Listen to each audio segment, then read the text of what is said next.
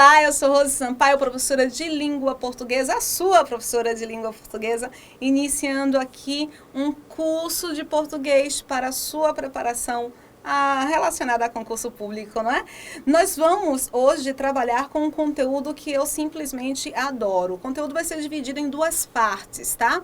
É o conteúdo de ortografia, até esqueci, ortografia oficial. O que eles podem cobrar relacionado ali à ortografia oficial? Eles podem cobrar o hífen. Gente, o hífen é algo extremamente hoje cobrado em concurso público. E não vai ser só importante para as questões objetivas, não. Hífen é importante para a questão aberta, a discursiva, a produção de texto. Porque se você não souber aplicar o hífen adequadamente, você vai perder ponto. E num concurso público, nós não podemos nos dar ao luxo de perdermos pontuação por uma questão tão simples assim. Para entendermos hífen, e eu sei que o hífen inferniza a vida de algumas pessoas, para entendermos hífen é necessário que nós entendamos o processo de formação das palavras. Rose, por quê? Porque existem duas regras básicas para a utilização de hífen, para o processo de formação por derivação e o processo de formação por composição. Nós vamos dar uma olhadinha e vamos nos aprofundar nestes quesitos, nesses processos, para que você entenda adequadamente a colocação do hífen antes de irmos para as regras, ok? Vamos lá. Vou aqui colocar a nossa canetinha. Escolher um azulzinho, não é? Azulzinho é legal. Processo de formação. Para você entender o processo de formação, nós precisamos compreender também como uma estrutura é construída, ok? É formada. Uma palavra, seja esta palavra um nome ou um verbo, vai ter estruturas que nós vamos chamar de morfemas. São estruturas mínimas que constituem um determinado sentido para o termo. Eu vou explicar direitinho. Existe um morfema chamado de radical. O que é um radical? O radical nada mais é do que a base da palavra. E ele vai se repetir quando eu formar palavras novas. É como se fosse uma raiz do termo. Olha, reparem, a palavra ferro, ela tem a mesma raiz que a palavra... Opa, ainda não me adaptei ao bichinho, mas vou me adaptar. Que é a palavra ferreiro. É o mesmo, olha, é a mesma raiz. Nós sabemos, quando nós falamos sobre o ferreiro, nós sabemos que ferreiro é uma palavra que vem do termo ferro. Então, esse fec aí vai se repetir em ferroso, em ferradura, em ferreiro. Ele vai estar elaborando um significado básico. É como se estivesse identificando a qual universo o termo pertence. Mas ele não é o único morfema, é o mais importante, mas não o único morfema que constitui uma palavra. Nós temos um outro morfema que nós chamaremos de vogal temática. Vejam só, na palavra ferro, nós retiramos o radical, identificamos que este radical se repete em ferreiro e existe aqui esta vogal. Quando nós unimos o radical a uma vogal para identificarmos uma palavra primitiva, esta palavra primitiva nós chamaremos de tema. É igual ao tema de redação. Quando você recebe um tema para elaborar o seu texto, é porque você recebe um início, um pontapé, que vai iniciar justamente a sua produção textual. A mesma coisa acontece com um termo que vai ser chamado de tema. O que é tema? É a reunião do radical mais uma vogal temática. Uma outra estrutura que é extremamente importante de ser identificada são as desinências. Gente, olha, fique esperto. pelo seguinte, desinência é um conteúdo importante para verbo, ok? Radical, vogal temática, desinência não é um conteúdo importante somente e meramente para a utilização do hífen, não, para a utilização da formação das palavras. É importante para você saber verbo. Então, quando você for estudar verbo, retorna um pouquinho a essa aula, assiste um pouquinho desse início aqui, para você entender como é que os verbos são conjugados. Mas voltemos à nossa razão inicial, a de justamente percebermos a desinência. Para entendermos desinência, é necessário que nós entendamos o que significa a palavra afixo. A significa próximo, aqui nesse termo, ok? O a pode significar próximo, pode significar ausência, pode significar negação, mas nesse aqui significa próximo. Fixo. Então, o que é um afixo? É algo que está próximo a uma estrutura fixa. Na palavra, a estrutura fixa, a estrutura básica é justamente o radical. O que é o afixo, então? São termos que são estruturas que vão ser colocadas ou antes do radical ou depois do radical. Se o afixo for antes do radical, nós chamamos de prefixo. Olha, guarda aí essa nomenclatura, porque é essa nomenclatura que vai ser a nomenclatura mais importante para a utilização de hífen, tá? Eu tenho, se está antes do radical, um afixo. Se está depois do radical, eu tenho um sufixo. Por exemplo, a palavra flor. A palavra flor vai resultar na palavra aflorar. Notem, flor vai ser o meu radical.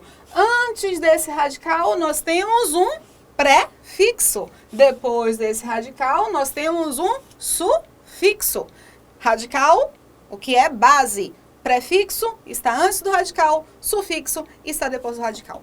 Por que é importante identificarmos os afixos para sabermos as desinências? A desinência é nada mais, nada menos que um sufixo. Eu, no lugar de chamar de sufixo, chamo de desinência. Por qual razão?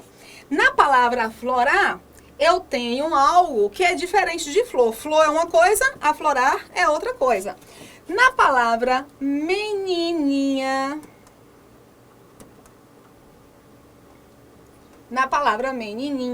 nós temos aqui o nosso radical, o menin, que é de menino. Nós temos uma desinência de grau, nós temos uma desinência de gênero. Então, você encontra aqui na formação da palavra menininha uma flexão e não uma palavra nova. Afinal de contas, menininha é uma menina pequena. Se eu pusesse o S aqui ao final, eu teria a mesma ideia, só que mais de uma menina pequena, ok? Encontramos o que nós chamaremos de vogal e consoante de ligação e já falamos um pouquinho sobre o tema. Eu tenho aqui os processos de formação das palavras. Como é que as palavras vão ser constituídas? Quais são os processos? Esses aqui são os processos básicos, tá? É interessante que você se aprofunde um pouco no conteúdo de formação das palavras e identifiquem também outros elementos, outros tipos de formação. Tipos de formação, os principais: formação por derivação, formação por composição. O que é uma formação por derivação? É quando eu encontro apenas um radical. E este material vocês têm na apostila de vocês. Então, por favor, pega esse material, baixa o material. Se quiser, você pode imprimir o material para ir acompanhando as aulas. É super importante. O material sempre estará disponibilizado antes de a aula ser disponibilizada. Então, dá tempo de você baixar o material e assistir a aula. Eu tenho aqui derivação, processo por um radical. Rose, como é que eu posso constituir a palavra a partir do processo de derivação? Eu posso colocar um prefixo. O que é prefixo mesmo? Uma estrutura que está antes do radical. Eu posso colocar um sufixo, uma estrutura depois do radical para gerar uma palavra nova. Eu posso colocar simultaneamente o prefixo e o sufixo. Por exemplo, a palavra moral. Eu crio a palavra imoral. Eu posso criar a palavra moralidade.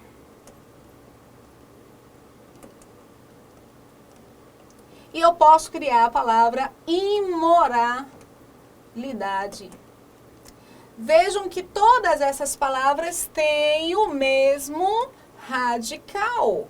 Ela está no mesmo universo significativo. No entanto, em imoral eu coloquei um prefixo. Em moralidade eu coloquei apenas um sufixo. Em imoralidade eu ponho um prefixo e um sufixo. É assim que a gente vai fazer o processo de formação. Mas tem alguns termos, tem algumas palavras que eu coloco um prefixo e um sufixo e não chamo de derivação por prefixação e sufixação. Chamo de parasintética, de formação parasintética. Meu Deus, se o concurso cobra isso para você, você já fica perdidinho. O que é uma derivação parasintética?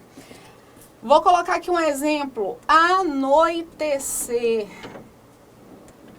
Na palavra anoitecer, o nosso radical é o termo noite. Noite. Até o T. EC vai ser um sufixo e A vai ser um prefixo. Existe a palavra noitecer? Não. Existe a palavra moralidade. Existe a palavra imoral. E existe a palavra imoralidade. Veja que eu posso retirar ou não o sufixo e o prefixo. E aqui no caso de anoitecer, eu não tenho a palavra anoitecer. Então, a formação de imoralidade é diferente da formação de anoitecer. A este tipo de formação nós vamos chamar de parasintética, formação parasintética. Nós também temos a derivação imprópria, a derivação regressiva, que em uma outra aula eu vou explicar melhor para vocês, e o processo de composição. No processo de composição eu tenho mais de um radical. Até aqui tudo beleza? Vamos seguir nessa jornada de conhecimento acerca da língua portuguesa. Identificados os processos de formação das palavras, nós precisamos agora atrelar este conteúdo ao conteúdo de hífen. Vou colocar alguns termos aqui para ver se vocês conseguem reconhecer qual é o processo de formação das palavras. Vamos aqui, eu quero a palavra micro-ondas. Rose, não sei se micro-ondas vai ser junto ou separado depois do novo acordo ortográfico. Vou logo indicando para vocês. Micro-ondas hoje é uma palavra que será separada por hífen. Mas antes do novo acordo ortográfico, micro-ondas era assim apresentada. A palavra micro-ondas. Eu encontro a palavra mini saia. Rose, a palavra mini saia vai ser junto ou separado? Mini saia, adiantando para vocês, vai ser junto. E vai ser junto com a duplicação do S. Eu sei que não fica gatinho, mas eu costumo dizer que nem tudo que é gatinho presta e nem tudo que é feinho precisará ser desconsiderado. Eu tenho mini saia, deixe-me apagar aqui.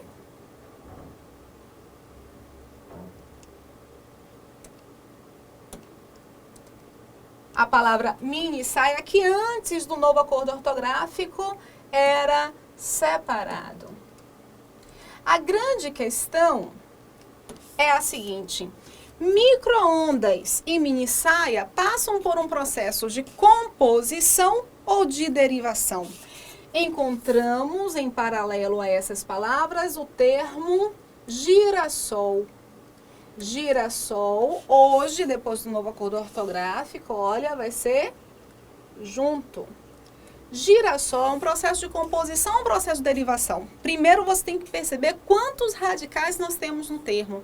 Radical é a base semântica do termo, é o que vai acompanhar na formação de outras palavras. Portanto, quando eu identifico micro-ondas, a palavra micro, em outros termos, em outras formações, nunca vai mudar. Veja, micro-ondas, micro-saia, micro-região, micro será sempre micro. Significa dizer que micro não é um radical. Micro é um prefixo que nunca vai alterar. Se eu tenho, portanto, um prefixo e meu radical está aqui, este processo é um processo por derivação. No processo girassol, veja que eu encontro girante, girado,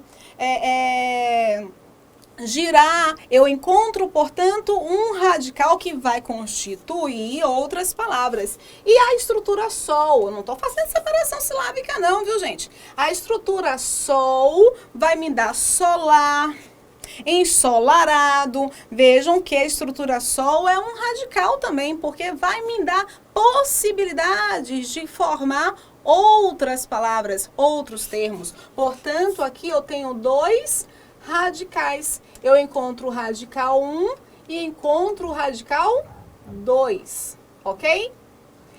No processo de identificação do radical, esse elemento aqui é um processo constituído por composição e não por derivação, ok? Ok? Nós temos regra para a derivação e regra para a composição. E é justamente esta diferença que você precisa fazer quando você está estudando a colocação do hífen, a retirada do hífen. O novo acordo ortográfico, desde janeiro de 2016, começou a ser cobrado como única regra. Então, você não tem regra velha e regra nova, você tem uma regra apenas. E já que começou a ser validado a partir de 2016, você tem a obrigação de saber, de reconhecer as regras. Vamos seguir.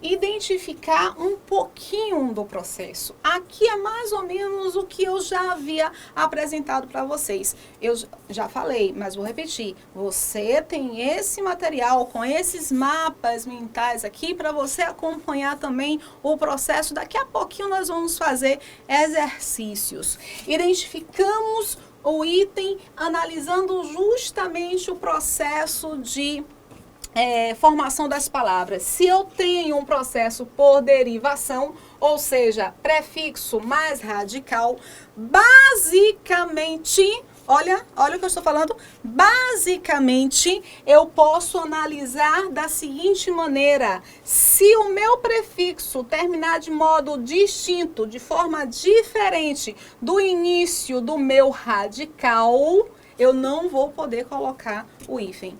Rose, como assim? Português é dessa maneira, né? Português você precisa ver, você precisa visualizar. Notem, mini saia, mini, o exemplo que eu dei, termina com I. Saia começa com S.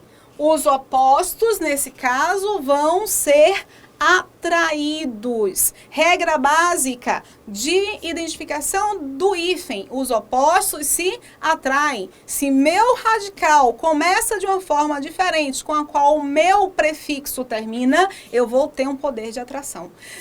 Por qual motivo, Rosinha, eu tenho um SS? Porque se eu escrevesse aqui mini saia, não daria certo. Por quê? Porque a regra de ortografia diz o seguinte: se eu tenho uma vogal e outra vogal, para eu conservar o som do S, eu vou ter que fazer uma duplicação. Então, para eu ter a pronúncia de mini saia e não mini saia, eu vou precisar duplicar. O mesmo acontece com prefixos que terminam de uma forma diferente do radical. do início do radical, o exemplo que eu estou dando aqui é o antirromântico. Pessoas. Anti termina com I. Romântico começa com R. Se eu tenho anti-romântico, para manter o som do R, eu terei que duplicar. Pela mesma observação do mini saia, eu encontro aqui vogal, vogal, para manter o som do R, eu tenho que fazer uma duplicação. Fica gatinho? Não fica gatinho, mas nem tudo que é gatinho presta. Vamos aqui em autoavaliação. Por que autoavaliação não tem hífen, Rose? Porque auto termina com O e a avaliação começa com A. Qual é a regra? Os opostos se atraem. E aqui em micro-ondas, micro termina com O, ondas começa com O. Qual é a observação? Os iguais se repelem. Anti-inflamatório vai ser junto ou separado? Vai ser separado, porque anti termina com I, inflamatório começa com I. Então, eu vou ter uma separação. Eu vou identificar para o processo de composição uma outra regra. A regra identificada para o processo de composição é a seguinte. O texto do Novo Acordo é péssimo. Eu vou citar para vocês o texto do Novo Acordo. O texto do Novo Acordo indica o seguinte: compostos que perdem em certa medida a sua noção de composição vão perder o hífen. Ainda é pior. Certos compostos que perdem em certa medida a noção de composição, eles perdem o hífen. Aí você diz, manhã investiu em minha educação. Manhã me mandava ir para a escola todo dia. Eu aprendi a ler, mas eu não estou entendendo nada. E você lê mais uma vez. Certos compostos perdem em certa medida a noção de composição. Aí você faz como aquele cachorrinho que está balançando a cabeça, mas não está entendendo coisa alguma. Vou trocar em miúdos. O que é perder, em certa medida, a noção de composição? Muito simples. Determinados compostos, eles se ligam tanto, mas tanto, que eles se tornam uma coisa única. Várias palavras passam por um processo de aglutinação. O que é um processo de aglutinação? Os termos ficam tão íntimos que eles perdem fonema. A palavra petróleo, por exemplo, vem da estrutura pedra de óleo. Juntando tudo, deu petróleo. A palavra pontapé, a palavra rodapé, eu encontro aí termos que perderam realmente, em certa medida, a noção de composição e se juntaram, ficaram tão íntimos que não tem mais cabimento à separação. Alguns termos dos mais famosos, aqui olha a palavra manda-chuva. Manda-chuva não é aquele que manda a chuva, é aquele que comanda. Então você perde, em certa medida, a ideia do mandar a chuva e ressignifica a palavra. O termo conta-gotas, no entanto, é diferente. Porque o que é um conta-gotas? É aquele equipamento que realmente conta as gotas. Então você não vai perder a noção de composição.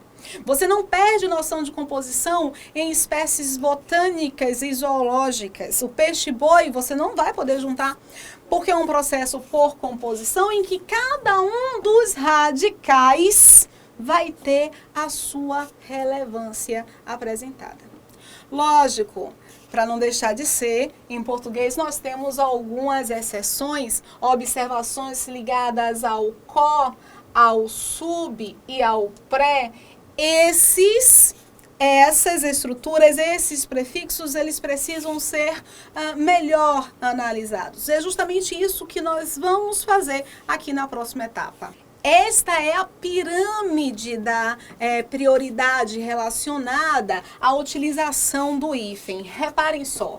Se meu radical começar com H, eu sempre vou ter que colocar o hífen. É o que acontece, por exemplo, com super-homem. Super-homem, eu não perco o hífen porque o meu radical, apesar de terminar de uma forma diferente com a qual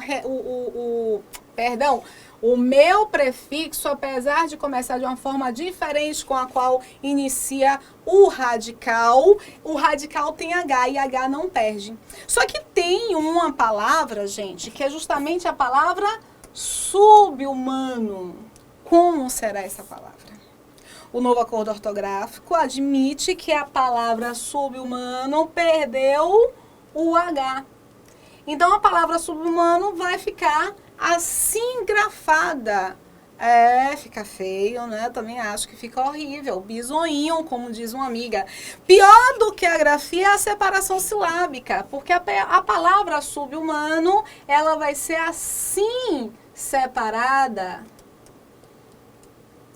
Aí o carinha diz, vai cair no meu edital, separação silábica. Separação silábica é fácil, eu não vou estudar. De repente se depara com a separação de sub-humano assim, dessa maneira. Não é gatinho, mas está correto. Em termos de prioridade, o topo da minha pirâmide eu tenho que observar se o meu radical tem H. Se meu radical tiver H, eu não vou poder juntar, eu tenho que colocar o hífen. Tenho que analisar se o meu prefixo é o co, porque o prefixo co, que tem coautor, ok? Eu sempre vou juntar, nunca coloco o hífen, só que eu tenho uma regra maior do H. Eu sempre junto se meu radical não tiver H. Pasmem, mas existe a palavra co-herdeiro. E para quem é de Salvador, o co-herdeiro assim apresentado parece mais o cordeiro do carnaval. Mas o co-herdeiro, existe uma dupla grafia sendo reconhecida pelos teóricos que possibilitam que a palavra tenha ou não H. Se ela vier com H, hífen. Se ela vier sem H, junta, ok? Vamos aqui. A identificação do pré, do pós e do pró depende da força semântica e da tonicidade da palavra. Isso é que é muito difícil de assimilar, porque cada um tem a sua noção. Cada um tem a sua noção a partir do momento, a partir da forma como a ideia é construída na cabeça da pessoa. Existem palavras, por exemplo, se eu coloco o termo pré-conceito com o hífen, eu estou falando sobre um conceito prévio.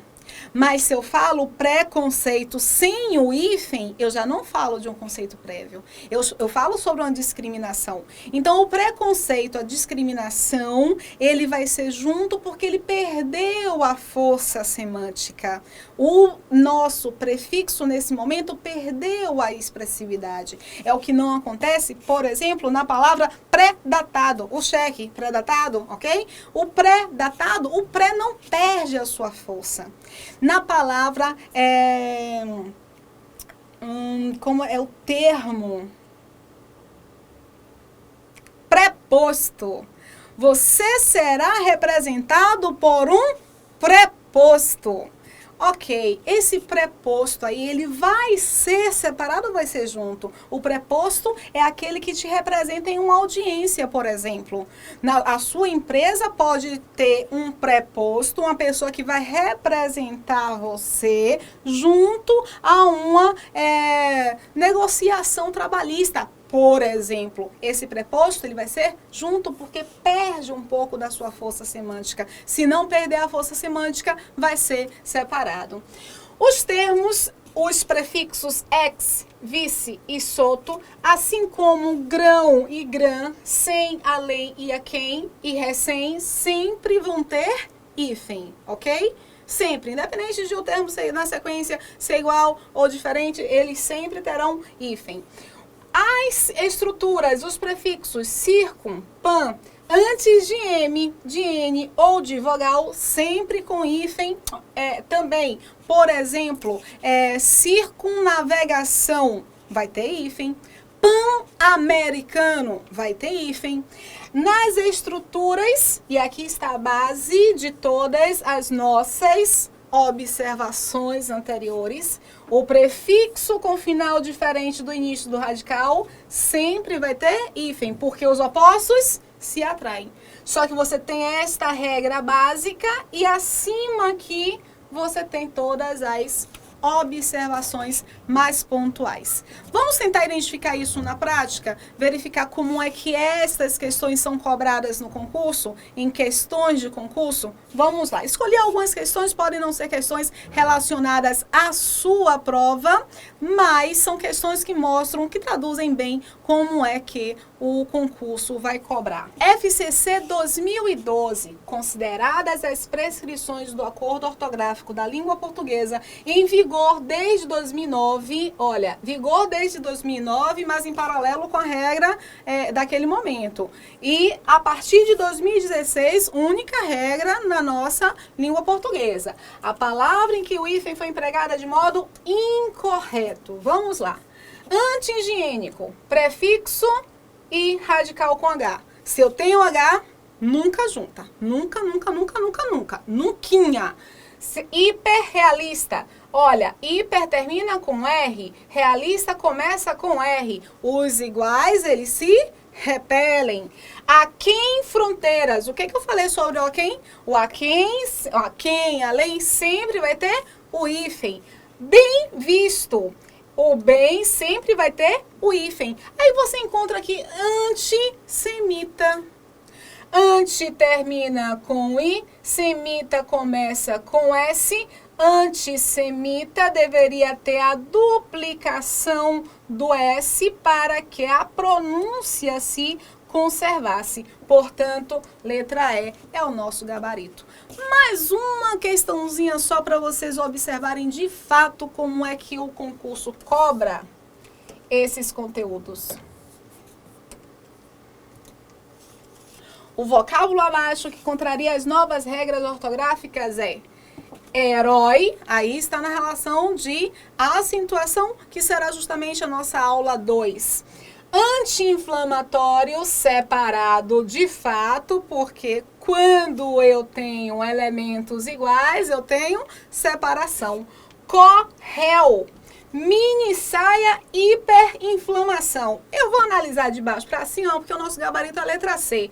Hiperinflamação termina de uma forma diferente do meu radical. Os opostos se atraem. Mini saia termina de forma diferente com o meu radical. Os opostos se atraem. E a observação do có. Có sempre junta, com exceção de palavras cujo radical é justamente iniciado com H. No caso, esse aqui é iniciado com R. Vai ficar feinho.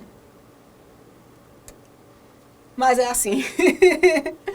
O que nós podemos identificar a partir dessa construção? A partir dessas observações, nós conseguimos observar duas coisas essenciais. O processo de formação das palavras precisa ser considerado no momento em que você reconhece a utilização do hífen. Em processos de derivação, cujo radical inicia de forma diferente com a finalização do prefixo, normalmente ele vai juntar, se forem iguais, vão separar. E o processo de composição é aquele lance relacionado à ideia de composição de integração entre os termos. Eu espero que, olha, vocês tenham compreendido e vamos para um bloco de questões. Resolvam as questões antes de irem para os blocos de questões, assim vocês conseguem interagir melhor. Beijos, meu povo, e até o próximo vídeo.